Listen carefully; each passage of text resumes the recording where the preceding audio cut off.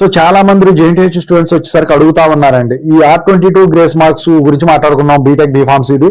అలాగే MBA MCA వాళ్ళది కూడా మాట్లాడుకున్నాం. గ్రేస్ మార్క్స్ ప్రొవైడ్ చేశారు అంటే 0.15%. ఇప్పుడు ఎస్ఎఫ్ఎస్ వాళ్ళు స్ట్రైక్ చేస్తున్నారు, గ్రేస్ మార్క్స్ ఇంక్రీజ్ చేసే దానికి ఛాన్స్ ఉందని చాలా మంది అడుగుతా ఉన్నారండి. దాని గురించి వీడియో చేయడం జరిగింది.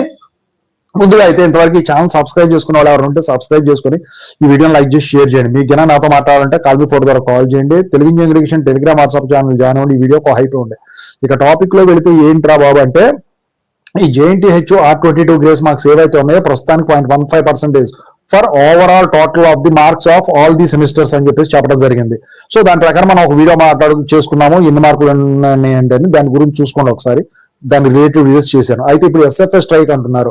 ఎస్ఎఫ్ఎస్ స్ట్రైక్ చేసిన ఇప్పుడు ఏంటంటే స్టూడెంట్స్ గనక దానికి వచ్చేసరికి లెటర్స్ ఇలాంటివి పెట్టనంత వరకు మార్క్స్ ఇంక్రీజ్ చేస్తారా చేయరా అనేది అప్పుడున్న సిచ్యువేషన్ బట్టి ఉంటుందండి.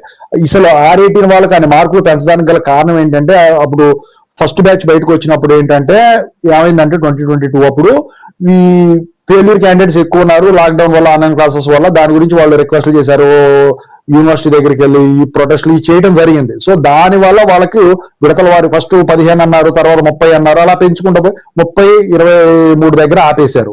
సో ఇప్పుడు మీకు ఏంటంటే మీకు ఏ లాక్డౌన్ జరగలేదు, ఏం జరగలేదు, కానీ ఇప్పుడు మిగతా R25 మీ అనుకున్న వాళ్ళకి R18 మీ ముందున్న వాళ్ళకు అంతకుముందు వాళ్ళకి ఇచ్చారు కాబట్టి దాని ప్రకారం కొంతమంది లెటర్ రాసి పెట్టారు కాబట్టి ఈ 0.15% అనేది యూజీ, ఎంబీఏ, ఎంసీఏ వాళ్ళకైతే ఇవ్వటం అయితే జరిగిందనమాట. మరి ఇప్పుడు ఈ గ్రేస్ మార్క్స్ ఇంక్రీజ్ చేస్తారా అంటే మాత్రం ఈ depends upon the topic matter what I told till now.